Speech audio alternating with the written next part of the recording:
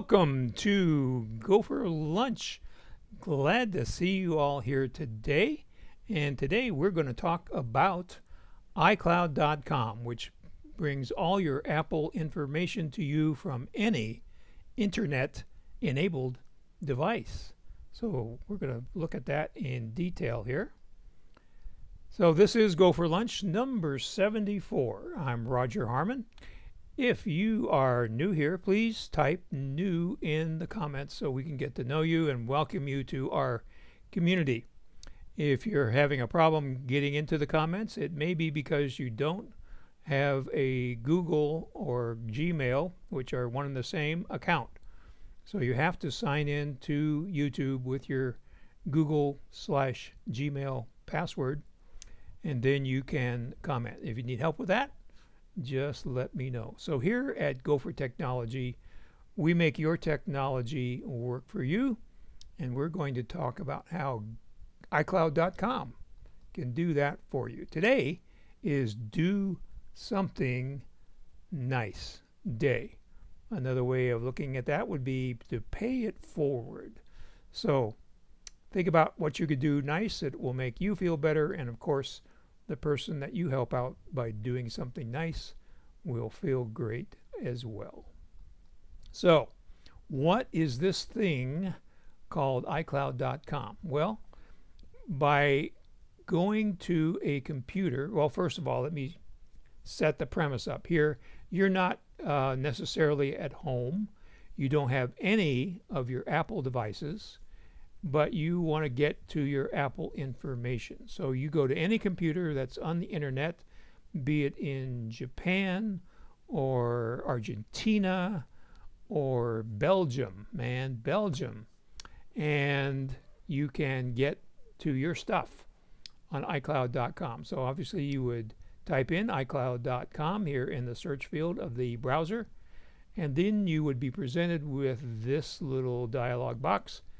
Make sure that you are on the Apple ID account that you normally use. Hopefully you don't have more than one. You do not want to have more than one. And then you would click on Continue with the password. Now, if you're at home, then the password that it's asking for here is your Mac computer password. So if you're on your own Mac, then it's your Mac computer password. However, if you are not on any of your devices, then the password here would be your Apple ID password. So that's a little confusing, but now you know the secret. So you click here on Continue, and you would be presented with this screen. So here is your Apple Mail, Contacts, Calendar, Photos, iCloud Drive, Notes. Down here in the second row we have Reminders, Pages, Numbers, Keynote, and Find iPhone, which should be labeled Find My. So I guess the programmers in this part of Apple haven't gotten around to that yet, but we'll go into that in detail. So in this case we're going to click on Contacts. So here are the contacts. You can see up here in the upper left hand corner it says iCloud, and then it shows you which service you are accessing at the moment, and of course this time we're doing Contacts. So let's give you an example of the article that was in the GoFor Gazette about how to print your contacts on a hard piece of paper, hard copy, however you want to say that. So you go down here to the lower left hand corner and you click on this little gear. Then the first thing you do is you click on Select All. Now the fact that this now is all blue indicates that we have selected on Select All. We have clicked on Select All. Then you go back to the gear, and this time you click on Print. So then you will get the standard print dialog box. Now you can see here that I have 118 pages of contacts. You can also see here that it looks like this is awfully small, because it is. So let's look at a real example of this. So here are my contacts, and you can see that this looks like it's in about 6-point type. So if you're expecting an easy to read contacts list, forget about it. And there's really no easy way to make those contacts bigger. So that's how you would print it out. Now, in case you're wondering why does it say no printer selected, is because this is my M1 Mac Mini, and I keep it free of everything I can, so it has as much horsepower as possible to do a good solid stream. So we're going to go back to our main menu here at iCloud.com. Oh, again, these are, let's see, since we just came from contacts, it says contacts up here. But this would be how you would switch between different services. You would click up here, and then you would get this menu and click on the next service you want to look at. So let's look at our mail. So again, this only will work on your Apple Mail account. So if it's a .iCloud, .mac, or .me account, then it will show up here. If it's Gmail or any other mail service, then you would have to go to their website. So if you're running Comcast or Cox Mail, then you would go to comcast.net or cox.net and get to their mail website. If you're running Gmail, you would go to mail.google.com and yahoo.com, AOL.com. Any of those would give you access to your mail if you're not on an iCloud account. So here we are back to our main menu at iCloud.com, and let's see what else we can explore. Let's look at Find My iPhone. Now, as I alluded to earlier, Apple has actually changed this to Find My, because it's not only your iPhone that you can find. Now you can find anything. You can find your Mac, you can find your iPad, you can even find your Apple Watch. So in this case, it's requiring us to sign in again just for security reasons. So we put in our Apple ID password right here, and lo and behold, it found 4 devices. So I wonder what these are. Well, one of them is my M1 Mac Mini. Another one is my 2018 Mac Mini. The third one is actually my Apple Watch. And the fourth one is my iPhone. So this is what happens when you click on one of these little green circles. You get this little box, this little dialog box. And then if you need more information, you click on the little I inside the circle here. What pops up is actually a map that shows you where your iPhone, in this case, is located. So let's talk about a couple of scenarios here. So one scenario, let me give you an example. A friend of mine was in the hospital, and they came to make the bed in the hospital room. And then after that, she couldn't find her iPhone. So we quickly surmised that it went with the bedsheet. So I took my iPhone, followed a staff member down in the basement to where the laundry room was, and they opened the door, and there's about a dozen bundles of laundry. Which one has the iPhone? Well, I simply clicked on play sound right here, and the iPhone beeped, and I was able to pull it out of the appropriate laundry bag and return it. Second scenario is you don't know where the iPhone is. You don't know where to look for it. So you would click on lost mode in that case. So this would temporarily lock up the phone. So you're hoping that you can find it. So maybe you know where it is, but maybe the battery is dead, so it's not broadcasting. Now with the newer iPhones, I think with iOS 15 and 14, even if the battery is dead, you can still find the phone. So there's some more to that, so we won't go into that right now. So the third scenario is you have no hopes of recovering the phone. So then you would click on Erase iPhone and it becomes a brick. So it's as useful as a brick. It's all locked up, all your information is erased, and you can't do anything about it. So that is how Find My works.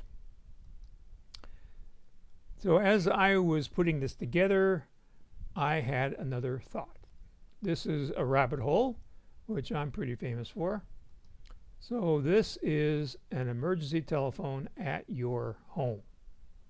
So when the power goes out at your house, any phone, like a cordless phone that has to be plugged into AC power on the wall, will not operate because it's a blackout. You have no AC power. So what you need in that case is a corded phone. In other words, a plain old fashioned phone that just plugs into your wall jack and doesn't have very many features. Doesn't have voicemail, doesn't have, it's not cordless, it's corded, so, doesn't work without being plugged into the wall. So those phones actually will receive their power from the phone company. So even if your house is blacked out, there is still a voltage coming down your phone line from the phone company, like CenturyLink here in the Tucson area, that will power that plain old telephone.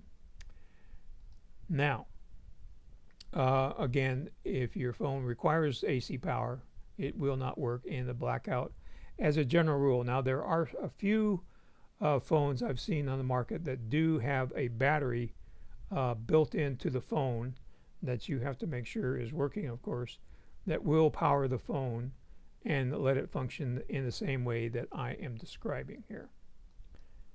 So my idea was you would get a red phone. Well, where would one get a red phone, you might ask? Well, one would go to Walmart, for example. And you don't want this one because it plugs into a cell phone and not a new cell phone. So again, the premise here is that the power is out and the cell tower's power is out. Now, cell towers also have battery backups, but those don't last forever. So we're assuming that your cell phone doesn't work and you're in a blackout situation. So you would want a plain old phone, something like this, a trimline phone. This one is really inexpensive. I'm not sure. My motto is don't buy the cheapest. Maybe buy the next cheapest. There's a more traditional desk phone.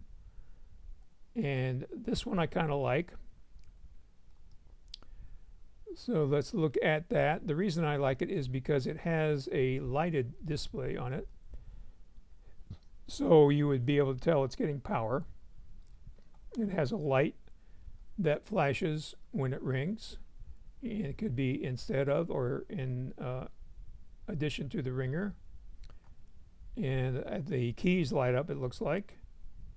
And it has a memory on it that would hold up to 30 numbers. So you could have all your numbers pre-programmed of your friends and relatives that you wanted to call, like you might want to call the power company and the fire department. You could have all those. Obviously, the fire department would be 911, but I think you get the idea. So there's a thought. Now, I have not tested if this works with your telephone that comes from your cable provider. So whether or not, I believe it would probably work, but you would have to have a UPS, uninterruptible power supply, that your cable modem is plugged into for this even to have a chance to work. So I do have that here, so I will test that and get back to you on whether that would work. But this is assuming that you are using your local phone company for your landline, like CenturyLink. So, little bonus tip, if you have any questions about that, feel free to type it in the comments and we'll get to those in just a second. Well, look, that second has passed already. We're here at the question time of our episode. A little reminder, please feel free to forward the GoFor Gazette to your friends, family, and neighbors that are using Apple devices. That helps us help more people. And we would also be grateful if you haven't already to subscribe to the YouTube channel. And also, if you're not receiving the GoFor Gazette, please email me. That information will be here at the end of the program. And I will put you on the mailing list for the GoFor Gazette or any of your friends, neighbors, and family members.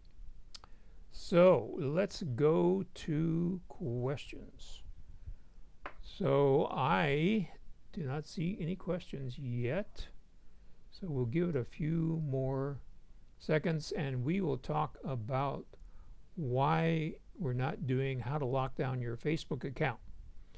So in case you didn't have any media turned on yesterday, Facebook was down for 5 hours yesterday. It appears that it was an internal mistake that they made that had a what they call cascading failure, which means that one system put another system down, which put like dominoes, so that's what happened to Facebook. So it was not stable when I tested it this morning. It seemed like they were still having some issues. So maybe next week we'll do the Facebook settings lockdown procedure. So we're going to walk through how to make your Facebook account more private. So looks like we are about done. Thank you for joining me today. Again, remember, it's National Be Kind to Someone Day.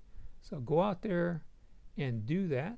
If you have any questions about what we've covered today or anything else, please contact me at the email or the phone number coming up now. Take care.